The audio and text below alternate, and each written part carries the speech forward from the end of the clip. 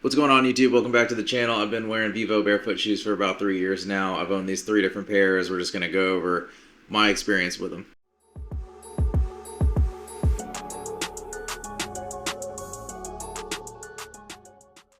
So I bought these shoes because I'm super flat-footed, and you can kind of see that they're like flat-footed people's shoes. There's zero rise in them. They're zero drop shoes. And this is my feet. They're super flat. If you look at them from the side, there's like no arch, and that's actually a lot bigger than it used to be. It used to be a lot smaller than that right there. Anyways, so I just wanted to tell you about why I like them and my experience with them. Anyways, my first pair of Vivo shoes, if I can get this camera to stay, were these all weathers. They faded super bad. I had these for about 3 years. I've had them all for 3 years, I guess, but I wore these for the first 2 maybe years, and this is what I got out of them. They're like super faded. When I first got them, they were really nice and crispy, and they just do not, this material, whatever this gray is, does not fare well.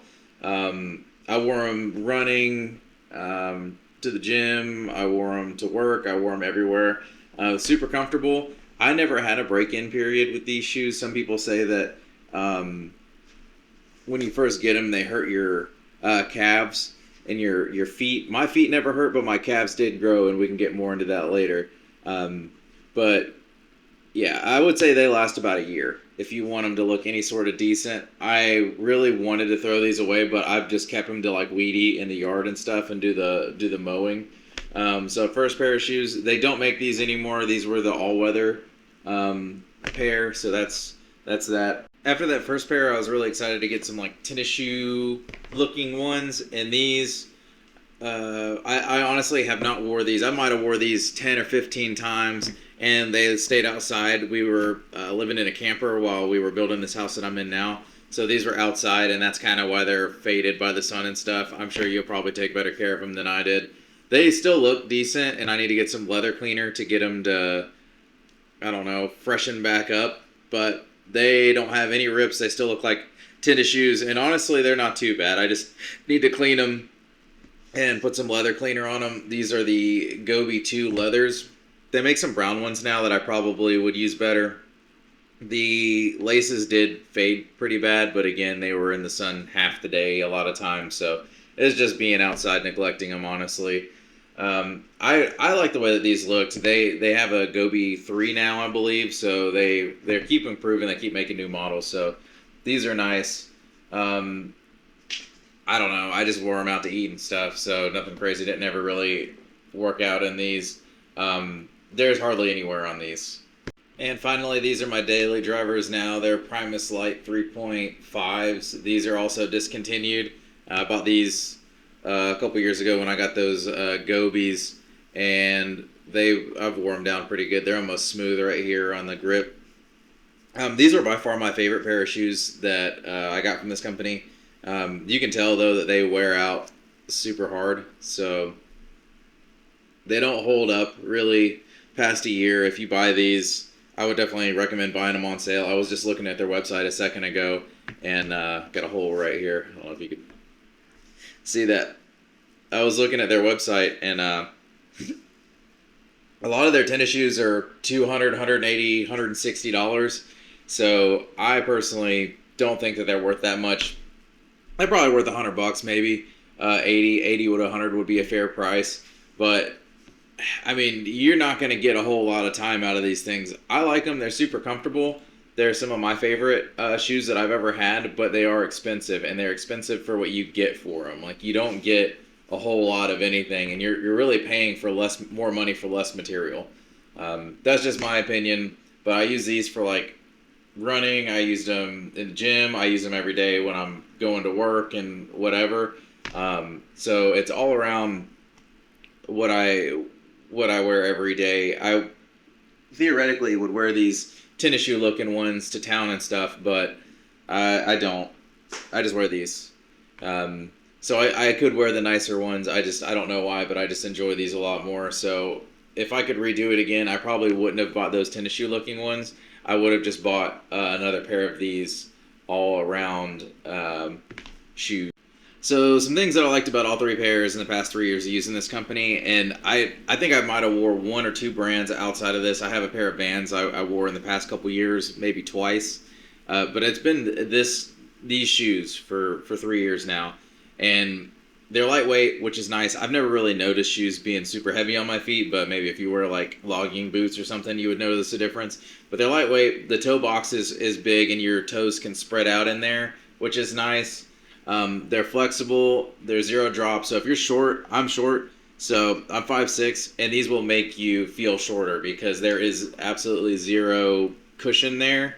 So if that's a problem for you, then maybe personally I don't care if I'm short or not. I mean, I've been dealing with it my whole life, so no big deal. They're comfortable for me to wear all day. Again, people say that there's break-in periods with these things. I personally didn't have one, but potentially there could be.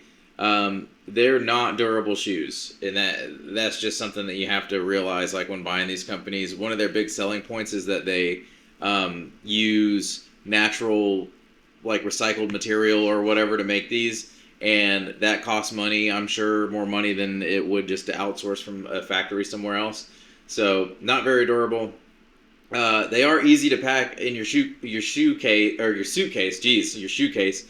Like if I wanted to put two of these in my suitcase, they fold up really thin together like this, and you could stick them down in there. So like if you're traveling a lot, or if you want a very thin like suitcase shoe, I guess that's a good point for you. The cons, the price is way too high.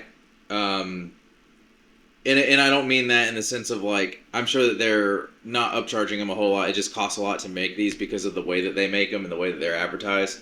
So the price is high.